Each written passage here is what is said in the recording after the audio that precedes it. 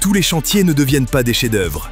Certains s'effondrent de façon incompréhensible, laissant derrière eux des catastrophes stupéfiantes qui coûtent des millions de dollars et, tragiquement, des vies humaines. En réalité, certaines erreurs sont si démentielles qu'elles deviennent légendaires. Des ponts qui s'écroulent avant même leur inauguration, aux gratte-ciel qui se mettent à pencher de manière terrifiante. Ce ne sont pas juste des erreurs, mais des avertissements gravés dans la douleur. Voici 15 des plus gigantesques erreurs de construction au monde. Numéro 13. Le complexe Lotus Riverside.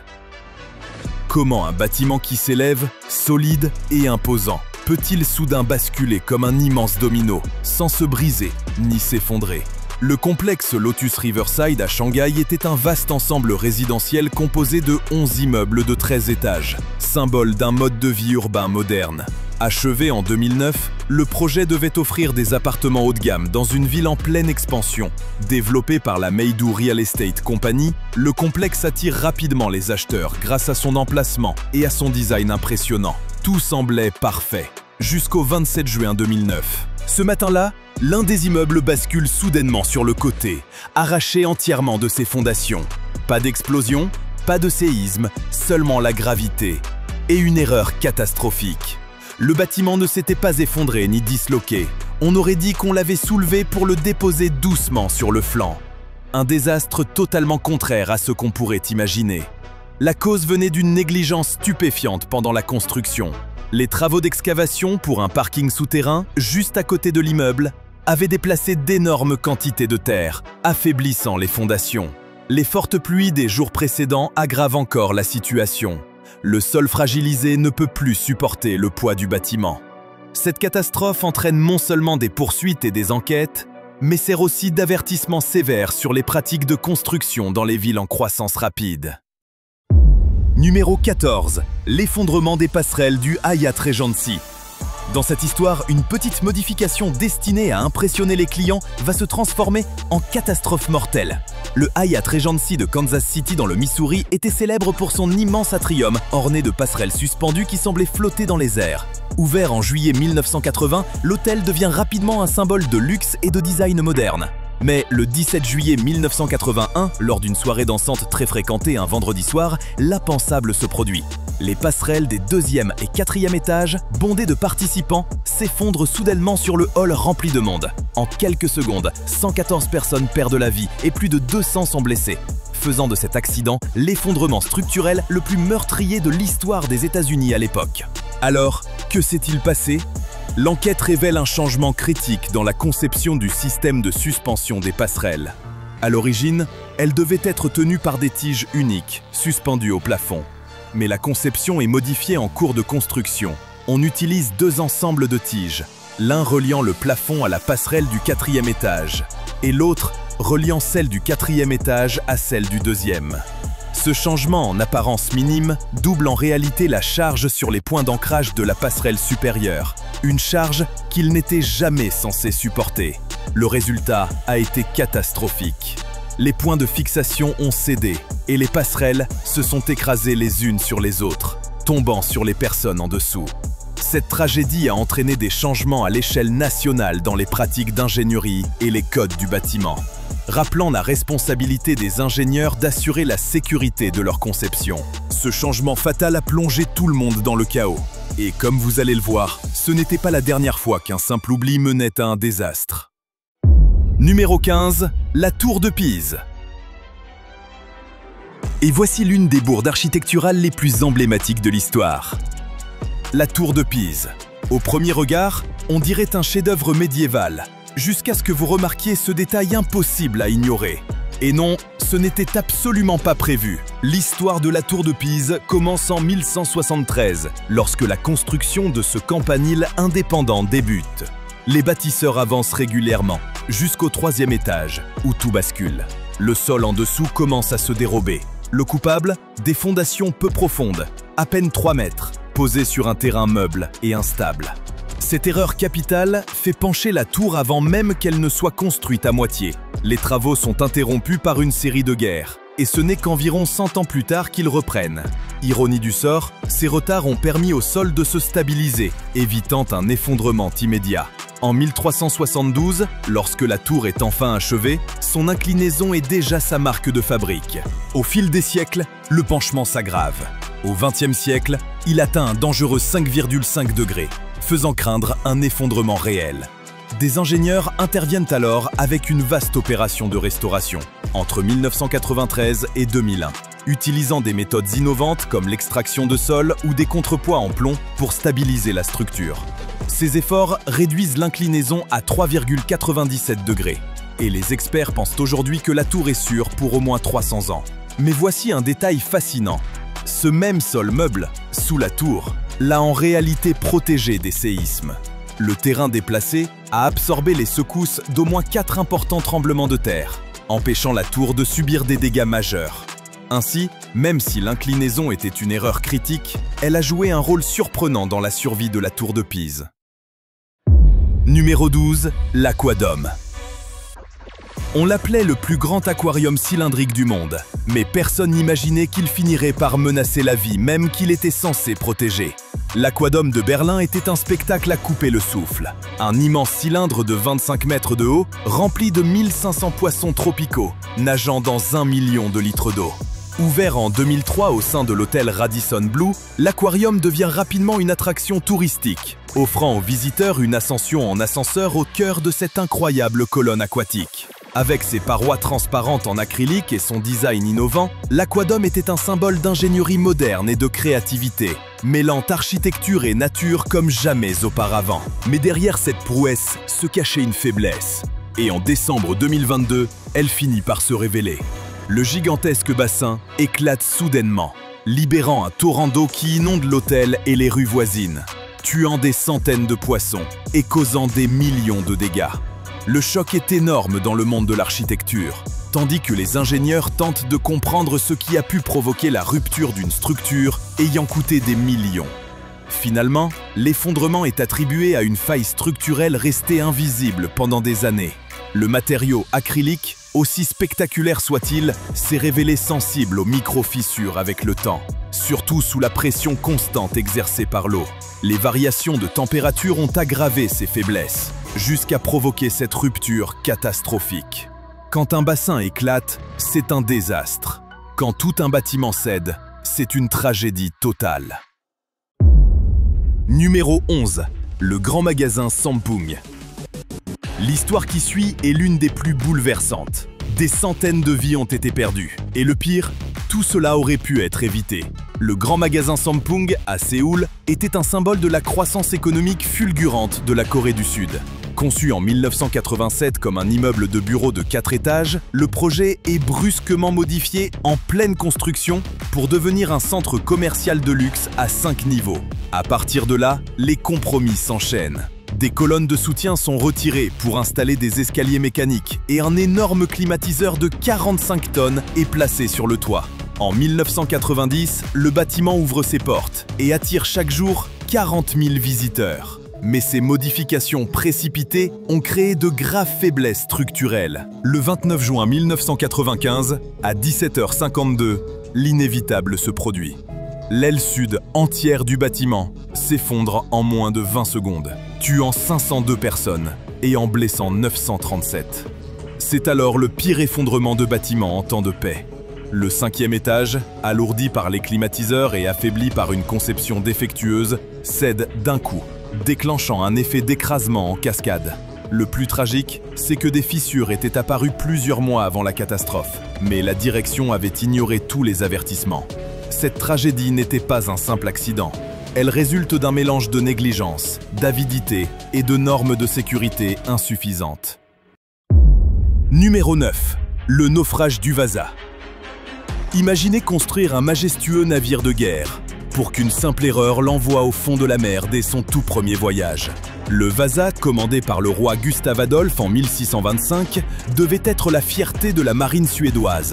Construit entre 1626 et 1628, le navire mesurait plus de 69 mètres de long, décoré de sculptures raffinées et équipé de 64 canons en bronze, en faisant l'un des plus puissants vaisseaux de son époque.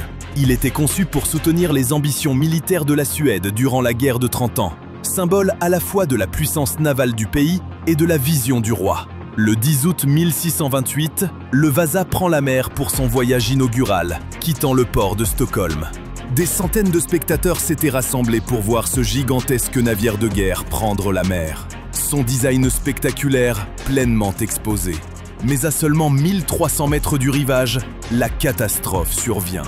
Une rafale remplit les voiles et le navire s'incline dangereusement. L'eau s'engouffre par les sabords ouverts et en quelques minutes, le puissant Vasa coule au fond du port.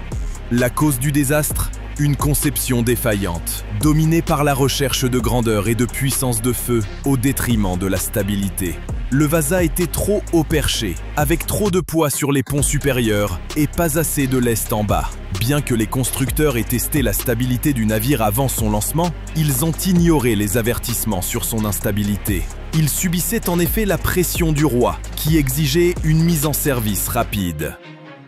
Après plus de 300 ans sous l'eau, le Vasa est renfloué en 1961, dans un état remarquablement bien conservé. Aujourd'hui, il se dresse au musée Vasa de Stockholm, monument dédié à l'une des erreurs de construction les plus célèbres de l'histoire. Numéro 10. L'effondrement de l'hôtel Hard Rock. Que se passe-t-il lorsqu'on fait des économies sur un projet à plusieurs millions de dollars? Pour l'hôtel Hard Rock, cela s'est terminé en désastre. Conçu comme un immeuble luxueux de 18 étages destiné à moderniser la Canal Street animée, le chantier commence en 2018, avec l'ambition d'y installer un bar sur le toit et une terrasse offrant une vue panoramique sur la ville. À l'approche de sa finalisation en 2019, le bâtiment faisait déjà partie du paysage urbain. Mais le 12 octobre 2019, le drame frappe. Les étages supérieurs du bâtiment encore en construction s'effondrent brutalement, laissant tomber béton et acier, tuant 3 ouvriers et en blessant des dizaines d'autres. Les rues en contrebas sont envahies de débris, tandis qu'une partie de la structure s'écrase, piégeant des personnes dans les décombres. Les secours peinent à intervenir, la structure étant trop instable, plongeant la ville dans la stupeur. Les enquêtes révèlent une faille majeure, des modifications de conception pour réduire les coûts. Les poutres d'acier au 16 et 17e étage avaient été considérablement réduites en taille pour offrir des plafonds plus hauts, sans augmenter la hauteur totale du bâtiment. Ces poutres, conçues pour supporter bien moins de poids que ce qui leur était finalement imposé, se retrouvent en surcharge, entraînant l'effondrement. Les experts concluent qu'elles étaient sollicitées à 300%, au-delà de leurs limites. Numéro 6. Le pont de Tacoma Narrows. Comment un projet d'ingénierie à plusieurs millions peut-il se transformer en carcasse tordue en quelques mois seulement? Le pont de Tacoma Narrows, inauguré en juillet 1940, était un magnifique pont suspendu traversant le Puget Sound, dans l'État de Washington.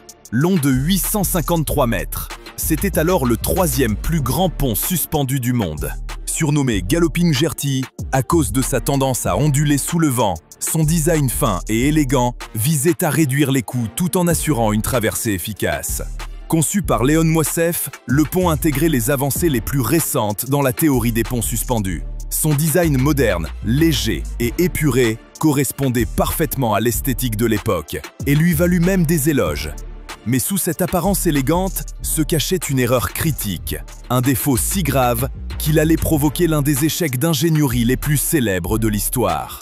À peine 4 mois après son ouverture, le 7 novembre 1940, le drame frappe.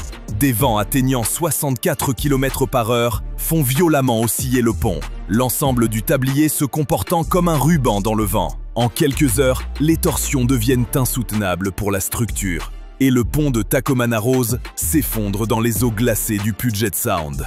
Le problème? Un design trop aérodynamique. Le pont manquait de dispositifs capables d'empêcher ce type d'instabilité aérodynamique. Cette omission, combinée à sa structure légère, a préparé le terrain pour sa destruction. Malgré cet effondrement spectaculaire, la catastrophe a profondément influencé la conception des ponts modernes. Les leçons tirées de Galloping Gertie sont aujourd'hui essentielles pour garantir la sécurité des ponts suspendus. Numéro 8. La catastrophe du barrage de Teton. Derrière ces murs imposants, il n'a fallu qu'une petite erreur pour transformer le barrage de Teton en véritable force destructrice. Situé dans le sud-est de l'Idaho, ce barrage a été construit entre 1972 et 1976 par le Bureau of Reclamation des États-Unis. Haut de 93 mètres et long de près de 915 mètres, c'était un projet ambitieux destiné à maîtriser les crues et fournir de l'irrigation aux régions environnantes. Sa conception en terre compactée, utilisant des couches de sol et de roches tassées, était considérée comme à la pointe de la technologie à l'époque. Pourtant, le 5 juin 1976, alors que le réservoir atteignait pour la première fois presque sa capacité maximale, les ouvriers remarquent de petites fuites dans le barrage. Malgré leurs tentatives pour les colmater, ils comprennent vite que la situation est bien pire qu'ils ne le pensaient. À midi, une énorme brèche s'ouvre et en quelques heures, plus de 308 millions de mètres cubes d'eau se déversent en aval, ravageant les villes de Wilford, Rexburg et Sugar City. Une vague de près de 4,5 mètres de haut traverse la région, causant plus de 2 milliards de dollars de dégâts, déplaçant 13 000 personnes et faisant 11 victimes.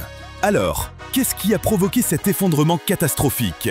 Le barrage avait été construit sur une roche extrêmement poreuse, favorisant les infiltrations. En plus, les techniques de construction n'étaient pas à la hauteur. Le sol et les roches compactées dans le noyau du barrage l'étaient mal, laissant l'eau pénétrer et éroder la structure de l'intérieur. Les ingénieurs n'avaient pas non plus anticipé la montée rapide du niveau d'eau, ce qui a accru la pression sur l'ouvrage. Numéro 7, le Walkie-Scorchie. Parlons maintenant d'un bâtiment qui attirait tous les regards par son design audacieux, mais qui s'est transformé en rayon de la mort involontaire. Le 20 Fancher Street, mieux connu sous le nom de Walkie Talkie à cause de sa forme élargie vers le haut, a été achevé en 2014 pour plus de 200 millions de livres. Ce gratte-ciel londonien, conçu par l'architecte Raphaël Vignoli, est célèbre pour sa silhouette bombée qui s'élargit vers le sommet, offrant de plus grands espaces de bureaux et un jardin panoramique dans les étages supérieurs. Mais le bâtiment va rapidement hériter d'un surnom beaucoup moins flatteur, le Walkie-Scorchie. À cause de sa façade vitrée concave, il s'est comporté comme un immense miroir focalisant la lumière du soleil vers les rues en contrebas. La lumière concentrée était si intense qu'elle aurait fait fondre des éléments d'une Jaguar garée à proximité et brûler les façades d'immeubles alentours, faisant grimper la température dans la rue jusqu'à près de 117 degrés Celsius pendant l'été. Les Londoniens ont même commencé à l'appeler le Skyscraper. Des mesures d'urgence sont alors mises en place avec des écrans temporaires, puis un pare-soleil permanent, un brise-soleil, est ajouté pour réduire l'éblouissement extrême. Oui, ce gratte-ciel brûlait littéralement. Numéro 5. Le Aon Center. Notre prochaine structure était habillée de luxe, mais incapable de supporter le climat de sa propre ville. Le Aon Center de Chicago, achevé en 1973 et d'abord connu sous le nom de Standard Oil Building, se distinguait par son extérieur élégant, en marbre de Carrare italien. Ce choix donnait au bâtiment une apparence raffinée et luxueuse. Mais ce qui faisait sa particularité s'est rapidement transformé en désastre. À peine un an après son inauguration, des fissures commencent à apparaître sur les panneaux de marbre. Dans certains cas, des panneaux entiers, pesant chacun plus de 136 kg, se détachent du bâtiment, représentant un danger sérieux pour les passants. Le marbre avait été choisi pour sa beauté, mais les variations extrêmes de température à Chicago se sont révélées trop brutales pour la pierre, trop fine. Les fissures étaient dues au cycle de dilatation l'été et de contraction l'hiver. Après plusieurs tentatives de réparation temporaire, notamment l'ajout de sangles en acier pour retenir les panneaux, la solution s'est imposée. Il fallait refaire entièrement la façade du bâtiment. Le marbre d'origine, pourtant si prisé, est remplacé au début des années 1990 par un granit bien plus résistant, le granit Monterrey. La réfection de la façade a coûté la somme incroyable de 80 millions de dollars, soit plus de la moitié du coût initial du bâtiment lui-même. Avant de continuer, voici la photo du jour. Ce que vous voyez ici, c'est l'ampleur des dégâts d'un chantier qui a très mal tourné. Le projet consistait à construire des centaines de maisons sur ce site, et un énorme creux avait été creusé pour poser les fondations. Tout semblait se dérouler sans problème, jusqu'à ce que quelqu'un oublie de vérifier la météo. Oui, c'est bien ça. Ils avaient prévu d'éviter toute pluie potentielle en creusant pendant la saison sèche. Mais la nature en a décidé autrement. Une crue soudaine a déferlé pendant la nuit, transformant tout le site en rivière improvisée. Et avec l'eau est arrivée la boue, beaucoup de boue. Et comme tout constructeur le sait, bâtir des maisons sur un terrain mou et détrempé, c'est la garantie d'un désastre. Mais avec un délai serré, le chantier ne pouvait pas se permettre d'attendre. Ils ont donc lancé une opération massive, envoyant des flottes de véhicules pour pomper l'eau et dégager la boue. Des milliers de dollars ont été perdus à cause de cette simple négligence. Quelqu'un n'avait pas regardé les prévisions. Dites-nous ce que vous pensez de cette catastrophe dans les commentaires. Numéro 3, l'effondrement du pont Seongsu. Dans ce cas, un pont construit pour relier deux des zones les plus fréquentées de Séoul est devenu un symbole tragique des problèmes liés à la croissance urbaine rapide en Corée du Sud. Le 21 octobre 1994, aux heures de pointe, une section de 48 mètres du pont Seongsu s'effondre, précipitant des véhicules dans le fleuve Han. La tragédie fait 32 morts, dont la plupart étaient des passagers d'un bus tombé dans le fleuve, et 17 blessés. Ce qui rend l'événement encore plus choquant, c'est qu'il aurait pu être évité. Plusieurs signalements de fissures avaient été faits seulement quelques heures avant l'effondrement, mais aucune intervention immédiate n'a été décidée. Construit en 1979, le pont Seongsu était conçu pour supporter jusqu'à 80 000 véhicules par jour. Cependant, au début des années 1990, plus de 160 000 véhicules l'empruntaient chaque jour. L'effondrement est dû à un ensemble de mauvaises pratiques. Construction défaillante, soudure de mauvaise qualité, goupilles rouillées et absence totale d'entretien. Le trafic, bien au-delà de la capacité prévue, a fini de fragiliser la structure. Les enquêtes ont aussi révélé qu'en 15 ans d'utilisation, l'entretien avait été quasiment inexistant. L'effondrement du pont Seongsu a mis en lumière les dangers d'une croissance urbaine trop rapide au détriment de la sécurité.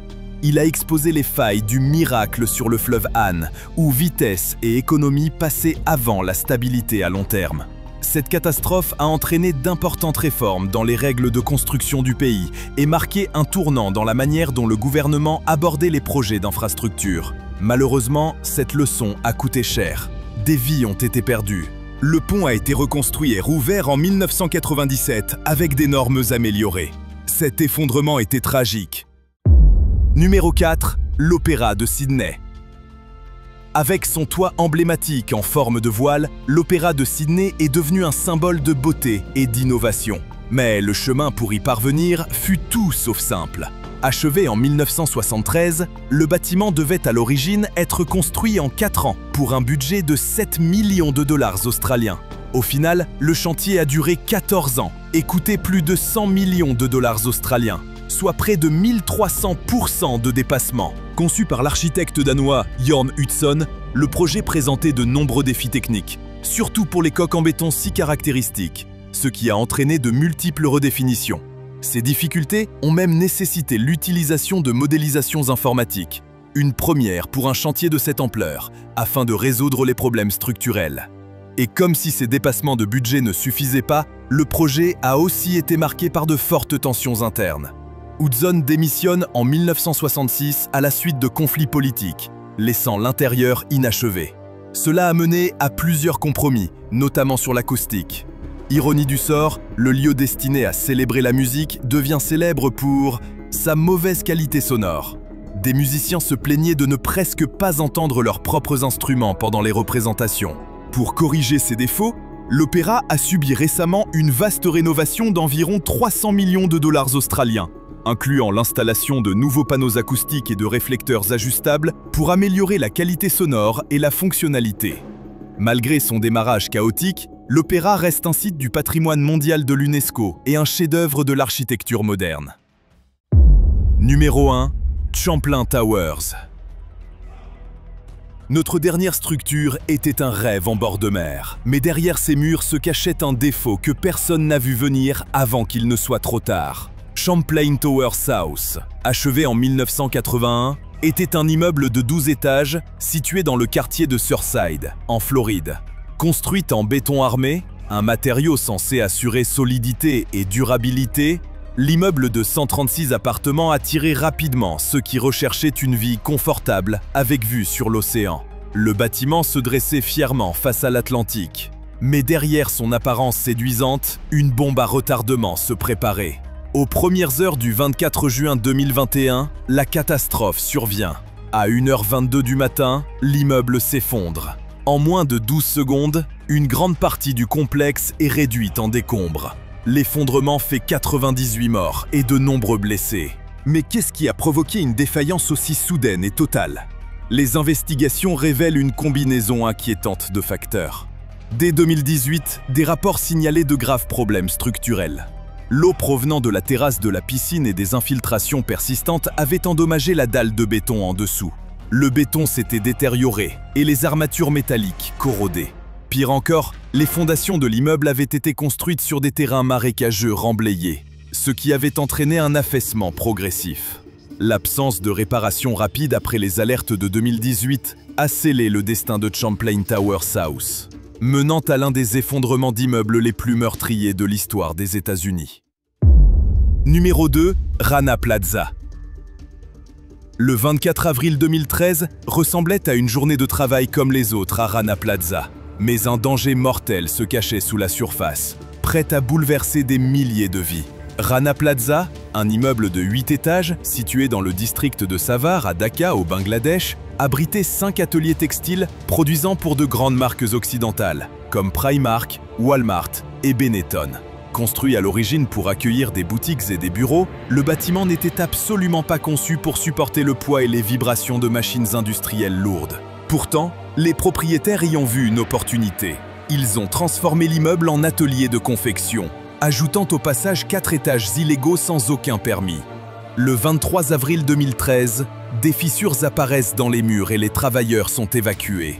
Mais malgré ce signe évident de danger, les responsables, pressés par les délais de production, ordonnent aux employés de revenir le lendemain, les menaçant de leur retirer 1 mois de salaire. Cette décision sera fatale.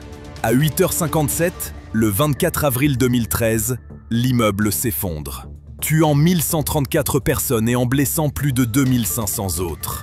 C'est l'une des pires catastrophes industrielles de l'histoire. Les enquêtes montrent que le bâtiment avait été construit sur un terrain instable remblayé, avec des matériaux de mauvaise qualité, ayant compromis toute sa solidité. Les vibrations des générateurs et des machines, combinées à la surcharge des étages ajoutés illégaux, ont provoqué l'effondrement. Malgré l'horreur, la catastrophe a entraîné des réformes majeures. L'accord sur la sécurité des bâtiments et la prévention des incendies au Bangladesh a été créé, améliorant les conditions de sécurité de plus de 2,5 millions de travailleurs dans 1600 usines. N'oubliez pas le pouce en l'air si la vidéo vous a plu. Et surtout, abonnez-vous et activez la cloche des notifications.